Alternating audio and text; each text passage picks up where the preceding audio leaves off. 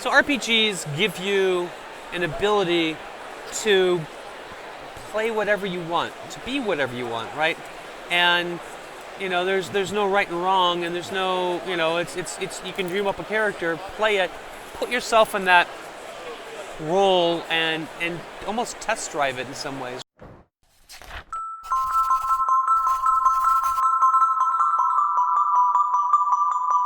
Tabletop gaming entered my life in a really weird sort of way. I was back in my senior year of high school. I would go to this local store that sold sound equipment, and they started selling computers back then, and they had a game that they had on the computer console called Alcalabeth. And Alcalabeth got to be known as Ultima later on. A guy named Lord British did it, and you've probably heard of Ultima Online, all that other stuff. And so it was kind of a really early version of Dungeons & Dragons, and I got hooked on it. And when I went to college, I was desperate to find someone with the game on the computer, and I couldn't find anybody, but someone reached out and said, hey, I play Dungeons & Dragons. Would you like to come try it? And I did, and got hooked, hook, line, and sinker. And at that Christmas, my mother, I asked her to get me Dungeons & Dragons for Christmas, and she got me the basic set for D&D, plus some Grenadier miniatures, and I spent my whole time off at Christmas painting the miniatures. And when I went back to school, I tried to find some people to play, and I got I DM'd for them, and thus began my gaming career. My gaming group is at St. Olaf College in Northfield, Minnesota. We had this gaming group that kept growing and growing. Word of mouth got out that I was running a really nice, really fun game, and people kept joining. And I had these two guys join my game. And it turns out their game master was a guy named Mark Reinhagen, who is famous for doing the Vampire the Masquerade and all this other stuff. But back then he was just in college, and he was kind of mad that I was stealing his players from his game. And so I invited him to come and watch my games, because he was like, I don't understand why they're going to your game and not playing my game. And so he watched my game that night, and then he said, I like to play in your game, and then you can play in my game, and we can play in each other's games. And that sounded like a lot of fun, so he did that for about a year and a half.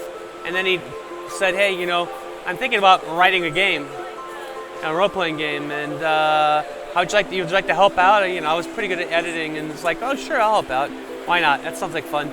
All of a sudden, I found myself editing a role-playing game, and that little company was a company called Lion Rampant Games. There was a game called Ars Magica, which is in like its fifth or sixth edition now. It's still being made by Atlas Games. And that little company went on to become White Wolf, and then from there I went to Wizards of the Coast, and then to Paizo, and so but that little, it was basically my gaming group. A couple of the people saying, hey, we can make a really good game. Role players are so creative. I mean, role players, when you're a role player, you're thinking in character, you're thinking about the plot and how your character interacts with the plot. And I mean, a lot of times my party would hijack the entire story, right? There were game sessions where I just sat back as the DM and just smiled and watched my players tell an amazing story with each other, right? And I didn't have to do anything. Now, they rolled dice, didn't have to tell anybody what was down a corridor. And the more creative the people are, the more they can create with each other. And I think that just, then your world, your stories, the characters just become deeper and richer.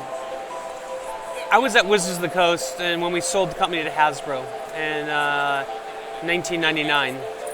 And I knew that kind of what they did when they bought companies, and I knew there was a chance that at some point I'd be asked to leave, because that's kind of what happens. And then at some point they might also get rid of parts of the company. Sure enough, end of 2000, they asked me to leave, got rid of the old guard, the people who were the original owners and stuff. And so I put my feelers out with some people inside Wizards saying, hey, if they ever try to tell you that they're going to try to get rid of this part of the company, let me know, because I might be interested in buying it. And I got a call at the end of 2001 from the guy who was running the magazine division, and saying, hey, sure enough, they're asking, they don't want to do magazines anymore. Would you like to talk about doing this? So it was Dragon Magazine, Dungeon Magazine, and then Star Wars Insider Magazine, and the Star Wars Fan Club.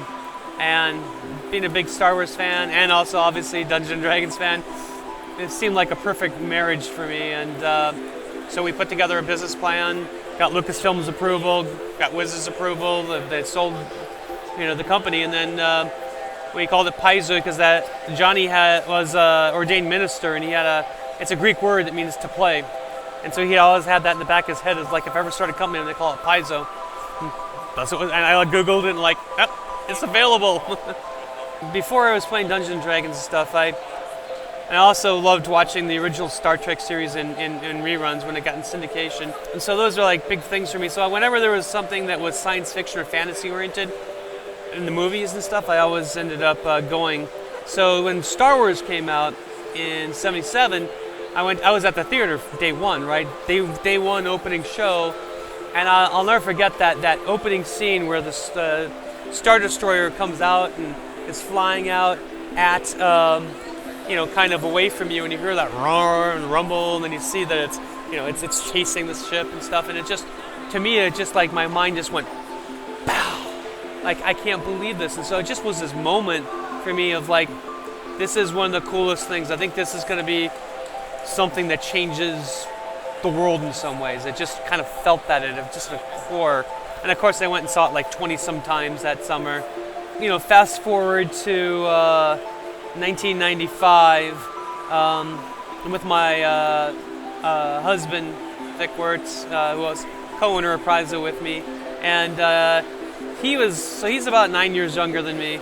And so when I was like getting into like comic books and the novels of Star Wars, he was getting into the action figures and stuff as a kid, And he was like 5 years old, 6 years old when it came out.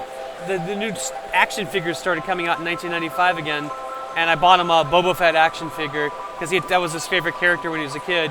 And he was like, "Oh, I want to go see what else they have," and he started buying more of them.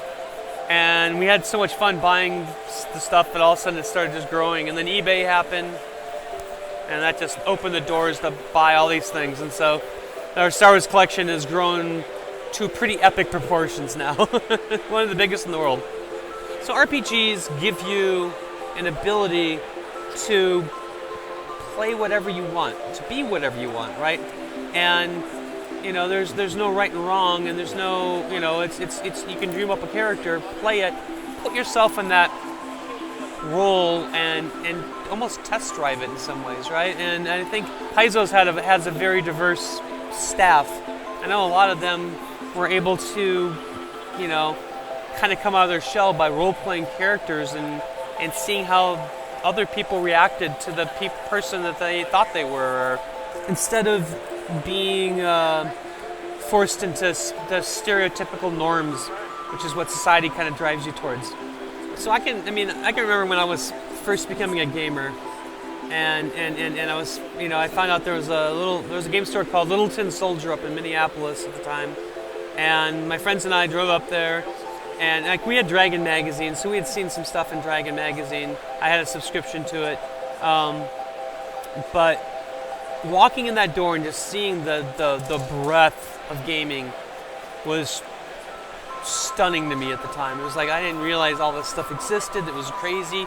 I spent hours just walking and looking at every shelf and looking at everything and just being mind-boggled. It could still be fun like that. I love going to game stores and trying to find that lost treasures that's stashed somewhere in there. It can become like a little bit of a treasure hunt. Finding that perfect miniature that you're looking for a character, or that dice that just looks cool and you want to, you love that color or the way it shimmers or whatever. There's a little bit of that you really can't do online. But I really think, having a relationship with a game owner, the store owner who knows your play style and can recommend stuff or tell you when new stuff comes in, because he may have got busy and you didn't hear about something. And then, I think you can also find friends and establish those relationships. And maybe, I think there's a bunch of people who can't find gaming groups, and having an ability to go to a store, maybe there's an organized play program going on, if they can get into a campaign there, like Pathfinder Society or Starfinder Society, allows them to have a place to go to feel at home. And I think that's kind of what a game store can be. And I think that's what, when it's at its best, that's what it is. Prioritizing play has never been a problem for me. I'm a gamer. It's like, it'd be like how do you prioritize eating? Well, I have to eat, right? I have to game, and so it's so important to my psyche. It's what I am. I'm a gamer.